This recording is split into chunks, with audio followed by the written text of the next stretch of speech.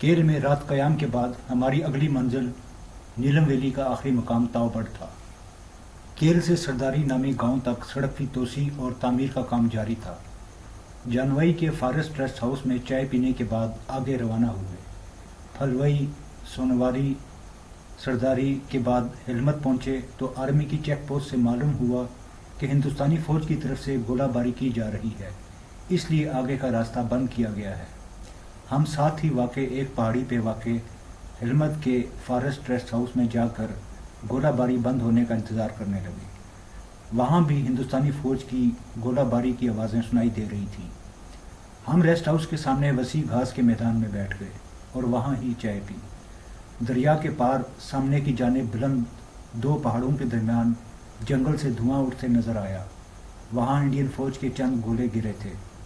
تقریباً 2 گھنٹے انتظار کے بعد گولہ باری بند ہونے کی اطلاع ملی تو ہم تاؤ بٹ کی جانب روانہ ہو گئے۔ یہیں معلوم ہوا کہ ہندوستانی فوج کی وجہ سے بکر والوں کے قافلے قبل از وقت پنجاب کے میدانی علاقوں کی طرف رخ کر رہے ہیں۔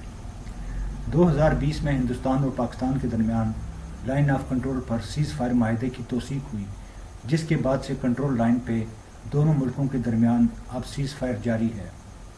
نیکرون اور کریم آباد کے دیہاتوں کے بعد آخر ہم شام کے وقت تاؤ بٹ پہنچ گئے۔ تاؤ بٹ کے شروع میں ہی دریا کے پار جانے کے لیے ایک پیدل پل نصب ہے اور دوسری جانب متعدد خوبصورت گیسٹ ہاؤس موجود ہیں۔ اس پل پہ تحریر ہے کہ ایک وقت میں ایک آدمی گزرے۔ ہم نے پل عبور کرنا شروع کیا تو پل کبھی اوپر نیچے اور کبھی دائیں بائیں ہلنے لگتا۔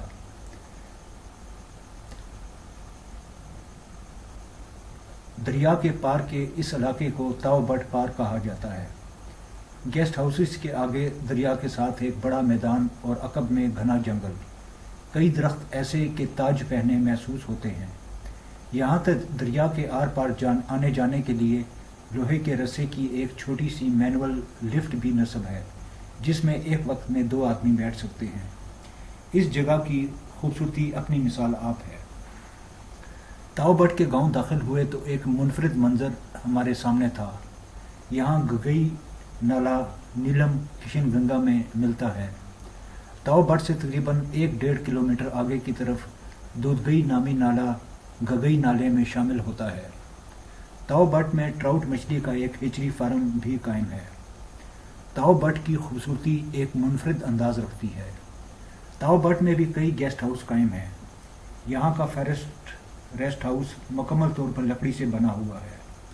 دریا کے ساتھ ذرا بلندی پہ قائم چند سال قبل تعمیر کردہ اس ریسٹ ہاؤس اور اس کے سامنے گھاس کا لان علاقے کے حسن میں ایک خوبصورت اضافہ ہے۔ وہاں کا سکون بخش ماحول اور خنکی مائل فرق بخش ہوا انسان کو ایک مختلف کیفیت میں لے جاتی ہے۔ اگلی صبح واپس شاردا کی جانب سفر شروع ہوا۔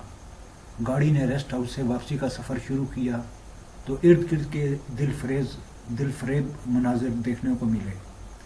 تاؤ بٹ کے عقب سے بہتا ہوا گگئی نالا خوبصورتی میں اپنی مثال آپ ہے۔ میرا تو تاؤ بٹ سے واپس آنے کا بالکل بھی دل نہیں کر رہا تھا۔ دل کرتا ہے کہ اس سال دوبارہ تاؤ بٹ جاؤں اور چند دن وہاں کے جنت نما ماحول میں سکون سے چند دن قیام کروں۔